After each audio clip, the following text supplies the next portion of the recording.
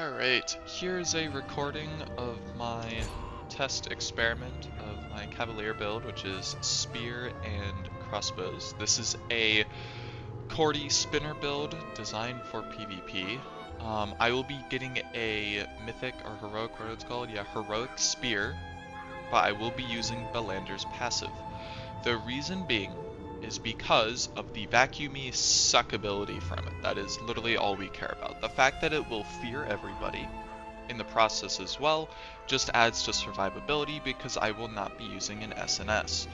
This is sort of the jank build. Almost none of this is traded out. I will be getting the Boot Slayer helmet whenever I get that, which will increase bonus damage by 96 if I'm not mistaken. So there is that. We're using this thing because it's got the bonus damage and heavy attack chance. This thing for the bonus damage and range. The range does not affect this beautiful ability. It is locked at 6 meters. However, the range does affect the leap from death from above. So as you see here, I have a 27.6 meter range of engagement.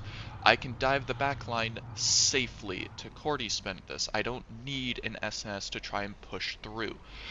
Then this ability, Gale Rush, does also scale with range, and this makes it so I can then teleport basically, or just dash to a party member so I can also safely get out. I will have the specialization. I need to change it to this one so I can use it one additional time regardless of which target I pick. So if I have, say, a tank and a backline DPS or healer in my party, I can dive the enemy's backline, do my Cordy spin, dash to my tank, and then dash to my healer. This way it's not dive and die, it's actual continuous gameplay, which was my goal and objective for the Cordy spinner build. Next up, we have Javelin Inferno and Explosive Fury in here, just cause, you know, if people are almost dead or you're just going on a kill spree and you're like, screw it, I'm gonna die here and just take as many people with me, you can, it's not just spin and you're done. And then I have Enforcer here because it'll increase our hit chance, and then after a few seconds it'll increase our CC chance. I would pop this and then use Death from Above, because then I'll be CC, or I'll have increased hit chance for the entire duration of the combo, because of buff duration, but after 3 seconds, that 3 seconds does not scale with buff duration. It's a consistent 3. All of my CC chances will be increased up to 5 times. Now if we look at this, the CC chance goes up to 90 when I have this maxed out. 9 times 5 is 45, so 450 hit chance, or CC chance, along with my 410 hit chance. This is important because I will be stretching myself thin with stats, so any buffs I can get that are reliable for the entire duration of the combo, that is basically going to be taking up rune slots, is going to be perfect. This is going to make it so the Gale from this gets applied more often, as well as the collision effect from Cordy Spin. Because if there's somebody who just has a bunch of collision resistance, I want to make sure I'm still collisioning them. For passives and stuff, this is like, my combo is basically going to be buff, buff, buff, buff, leap. Do this thing to get the whirlpool effect and give myself brief immunity, and then spin. And then I will Cyclonic Fury, just to be safe in case if anybody's left, and then I will double dash away for safety, or I can stay and just keep spamming Explosive Furies and Javelin Infernos. I have this in here. This is like a fluff ability. We could do Explosive Trap to just land a stun, because this has a specialization of a nasty 3-second stun that you can just place at your feet, or where you're intending to go, because you can increase the range, but it's extremely jank, and I disliked it. I may do Mortal Mark, I may do Mana Exchange. I'm not sure. If I can do Mana Exchange while doing Annihilating Barrage, that would be cool, but I haven't tested that. But basically this is a fluff spot. Tempest Strike wouldn't be bad, because then you could prone all the enemies after you fear them and suck them in Death from Above to get more consistent Cordy stuff, but since Cordy collision pulls and groups stuff together for you anyways, it's redundant.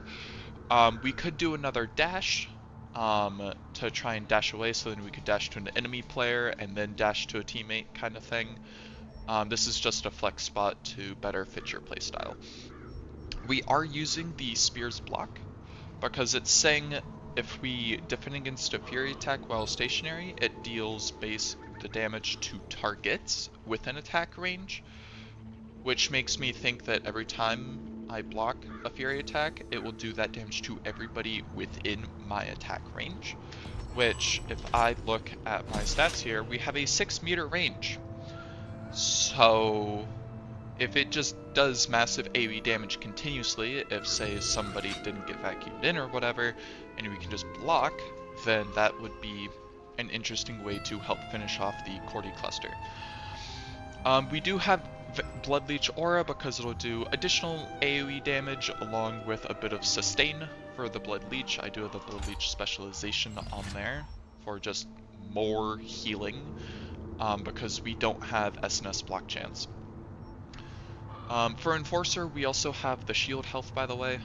This is just on here for lack of a better option.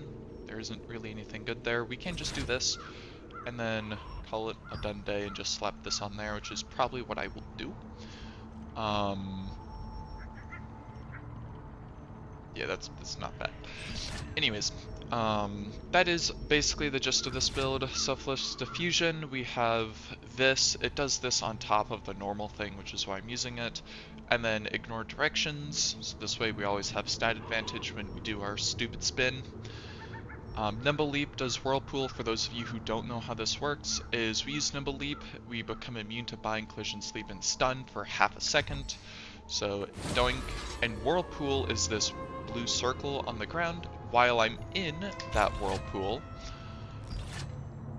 it'll increase our movement speed as well as add 1 additional stack when Whirlpool is applied. So basically what the stack is for Gale, which is Mother Nature's protest. So whenever this Gale stack is applied, it'll do 2 instead of 1. Annihilation Barrage procs Mother Nature's. Annihilation Barrage also applies its own Gale.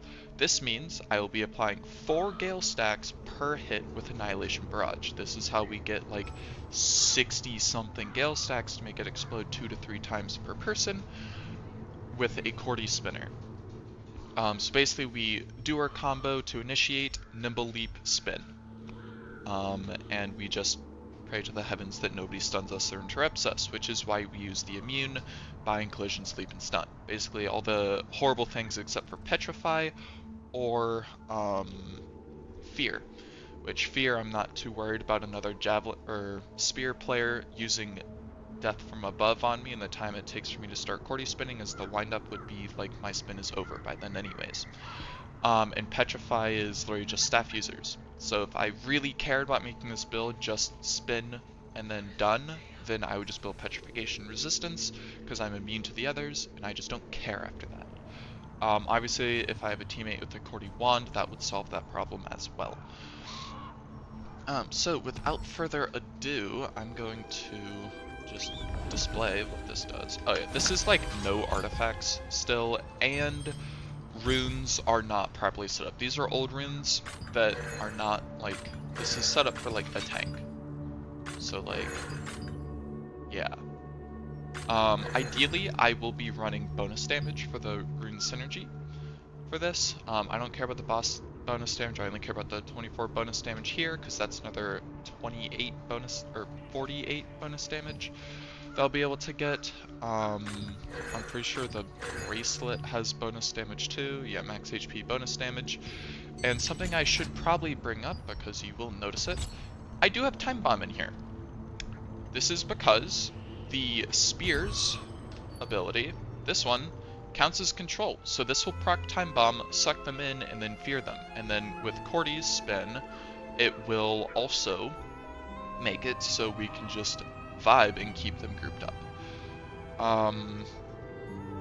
For the attacks and stuff, we can just use Explosive Fury, just smack a tank or something a little bit, and then we do the combo to get the Time Bomb stacks that we care about. But Time Bomb is always useful because it does true damage based off of your max HP. So 15% of this is just added true damage. Obviously, I will want more max HP on this build. I don't want 1800 on a backline dive build. That is suicide. But, you know, it's just a little bit of added damage. You don't need 50,000 damage to have Time Bomb be useful. I'm just testing here for cans, so we can easily see numbers because you can't like group up test dummies.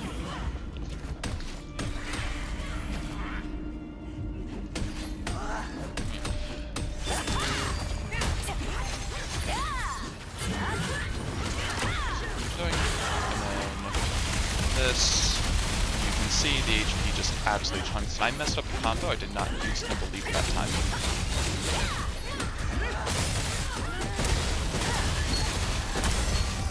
So I will retest this in a moment. I'm gonna go sit down at the campfire right here. So yeah, that was without Nimble Leap. This one, so I had half the Cordy stacks and it still exploded twice on all of them. So we will should get 4 explosions once we have full build for actual PvP content. I do like to test here because it's like, if you have a half build or, that's not what we wanted. I thought there was a campfire over here. I'm sped. I will just return real quick.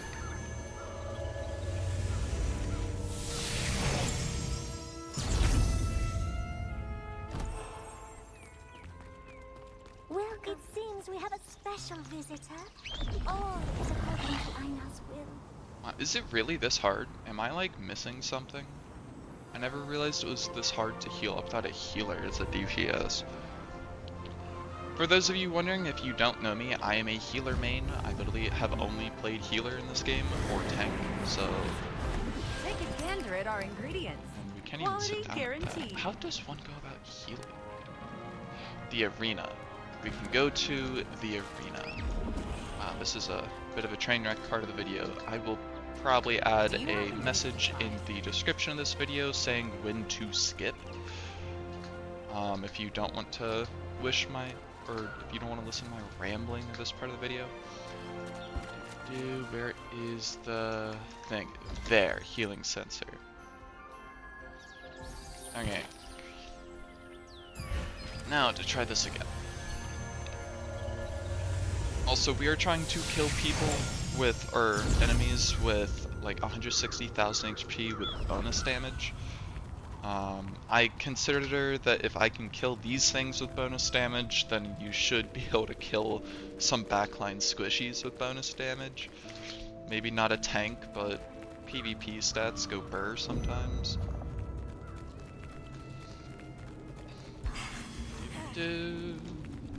I'm still debating which artifacts I want to use. I'm debating between hit chance or evasion.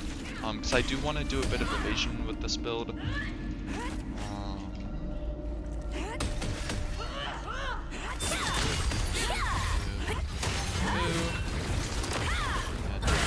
this. And now spin.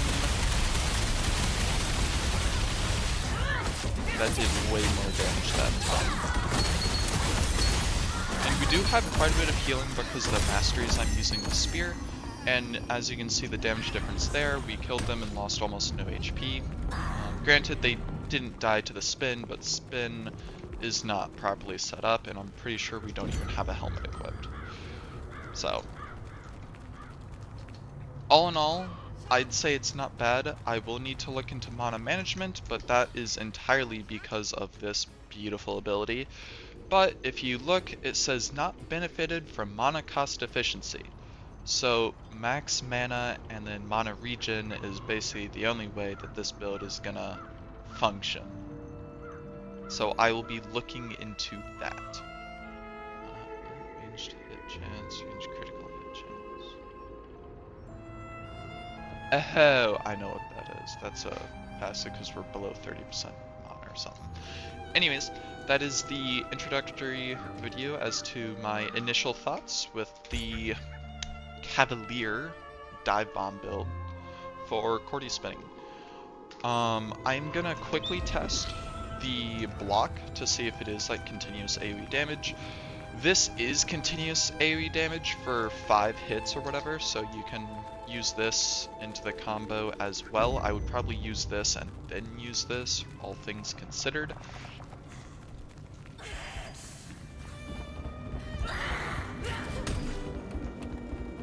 Do one more. Well, that is unfortunate.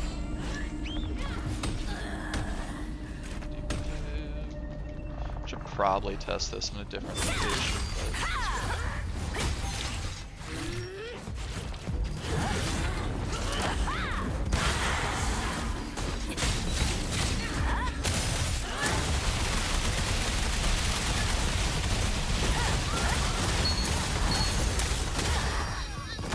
mana management is definitely going to be an issue. Weaving this in will definitely be good, probably almost mandatory. So the reason as to why I'm doing Spear Expo and not SNS Expo for a build is because I wanted to do something a little bit different. I'm tired of just playing sheer tank and then just dying anyways. Orb existing just makes SNS players die immediately anyways, so any survivability that SNS gives isn't really that useful, and I wanted something that could actually kill and not have a chance to kill. Because SNS crossbow has fallen off a bit with different nerfs and reworks, and I dislike how I have to group up the enemies somehow with SNS, and then also I'd have to not immediately die, whereas Spear will immediately do both of those things by grouping them up and fearing them so they can't fight back, which I really appreciate. And to deal with people who do cheat, because there are cheaters in this game, because the devs basically just refuse to ban them, is I like to use Fearfall, or no, where's it at? Never mind. I was thinking different ability. But basically, I don't think many people have Death from Above marked as a skill to auto-block, because that is the most prevalent cheat in this game, is an auto-block software. Basically, it's a script that reads all incoming attacks, and whenever specific attacks are incoming, like say a silence or the SNS's chain pull, their character will automatically block for them. This is a known thing. The devs has basically said they don't feel comfortable banning people for using an auto block because the only thing I could guess is because it's not adjusting your actual stats, and they could probably see it pretty similarly to a macro. So some people, say healers, might use a macro to spam Healing Touch because it has a 2.5 second cooldown for their builds, and it's something you sort of want to keep on cooldown at all times anyways. They probably see it as no different than that, which is dumb. I don't do that personally, never have, probably never will, but, you know, things to possibly think about for the builds, because whether you cheat or not, there will always be other people who cheat, and you need to know how to deal with those cheats, because it is pretty much a feature of the game at this point. And basically, like I said though, we go and do the combo, and then in an actual PvP situation, I would then be able to use Rising Slash to dash to enemies to try and get away, and then I can use Gale Rush to dash to allies to get away. So I have 2 different double dashes here. So I have 4 dashes total that I can use to get away, and this will be up probably relatively soon after I dash, so then I can stall a little bit with the immunity from that. But that is the current plans with this extremely jank, unbalanced 5k. Wow, this is 5k. Okay. Yes, that's the plan so far.